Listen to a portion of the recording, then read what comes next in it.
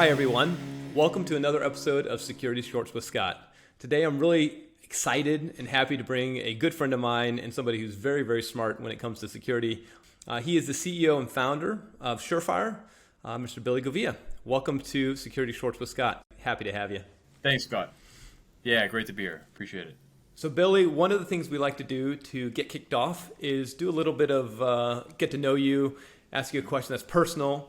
So do you have any great stories? Incident response always tends to have interesting stories. Do you have anything interesting about something that's happened in your career?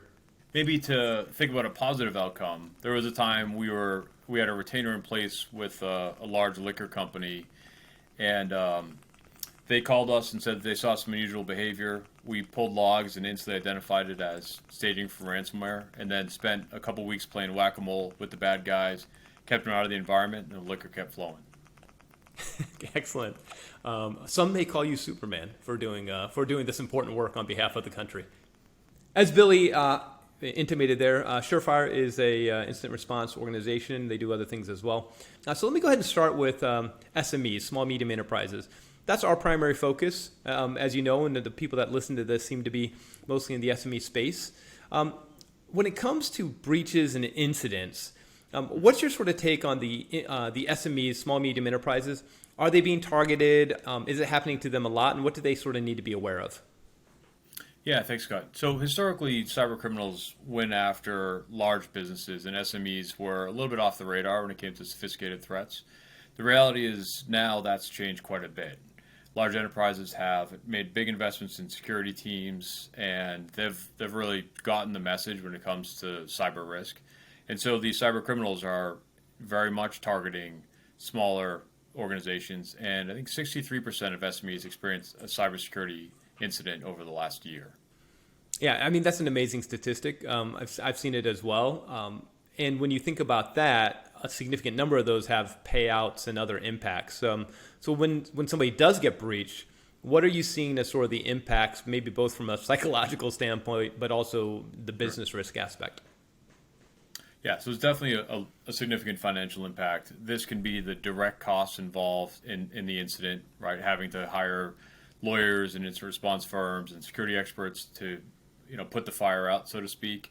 It also has to do with regulatory fines and, costs associated with litigation, but also paying ransom payments. Mm-hmm. But then one that isn't often thought of is the business interruption cost. Right, I mentioned earlier that ransomware events can take several weeks to work through. That's time that you're not able to process orders or keep your business going. I think the biggest impact is that so many small businesses go out of business as a result of cyber incidents.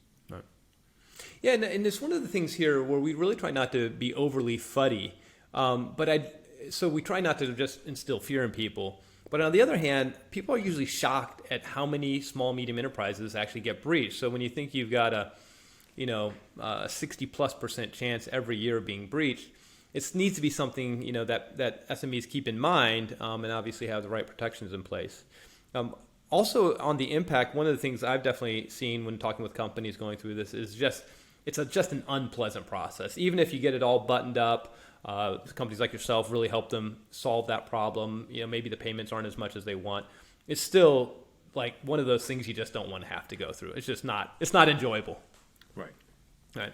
I mean, the first thing I would say to an executive team is sorry to meet under these circumstances. We're going to work shoulder to shoulder for a couple of weeks, but this is not going to be a lot of fun. Right. Yep. Now, one of the things that comes up is people tend to think of you as the forensics guys, right? It's a technical problem with a breach because of the way it's been constructed and, maybe by us. What is it really when it comes to incident response? Is it only forensics and technical, or is there more to it? Yeah, thanks for that. There's a lot more to it. I mean, at the end of the day, this, firms like ours are people helping people through a set of difficult decisions and working through a difficult situation. So the forensics is one aspect of it, but it actually put it down on the priority list. I mean, if you think of a cybersecurity event as similar to a fire at your home, right? There's an arson investigation that's important to sort of help determine what to do next. But the bigger part is the containment and detection of that problem, right? So, our first priority is putting it out, and the second priority is getting you back in business. the forensics, again, very important to mention and a very difficult one technically, but I'd sort of put that third. Right. Yeah. It's the whole process, right? And so I know with my company's customers, I talk a lot about the plan and just getting ahead of it. Hopefully, from when they're a sole cyber customer, we really try to limit anything significant happening and getting ahead of the problem. But that plan really helps to structure out the technical and all the human components that are built together.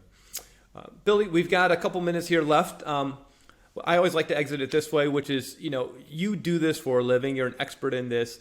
When you're thinking of a company that's 500 employees or 1,000 employees, what are your sort of final thoughts? If the CTO or the head of IT or the CFO was watching this, what do you want to leave them with? Yeah, you mentioned planning. I think the important thing is to know who to call, right? Again, this is not a low probability event for any organization in the current threat climate. And so understand what resources you're going to need to bring to bear to help with that. So, if you don't go through a full-on planning process, at least understand who you're going to work with so that's not a pickup game, because that can introduce so much chaos into an already chaotic situation. The second is, if you can, do an exercise. Check to make sure that your backups work. Check to make sure that you understand how you're going to notify your team and get the right resources in place and things like that. And the third is have cyber insurance to transfer some of that risk, to reduce your financial liability, but also to bring forward some of the resources. So when you call and report a cyber insurance claim, you'll get access to a set of resources like law firms and notification firms that can help guide you through the event. Love it. Billy, thanks for that. For everyone who's watching, there's three key pieces of takeaway from my side that I always try to think about, which is when you look at someone like Surefire, who's a partner of ours, you get the ability to have a plan, so you know exactly what to do when and if something happens. You have a retainer that's included that helps with some of the financial components. You're trying to offload that risk. Cyber insurance, as everybody I think knows, we have a great cyber insurance program that helps offload the business risk, and then we try to sort of meet in the middle to take some of that security operational long-term risk off the table. Billy, we want to thank you for the time. We appreciate you jumping on board, and look forward to obviously working together as we build the businesses. Thank you. All right. Always a pleasure. Thanks, Scott.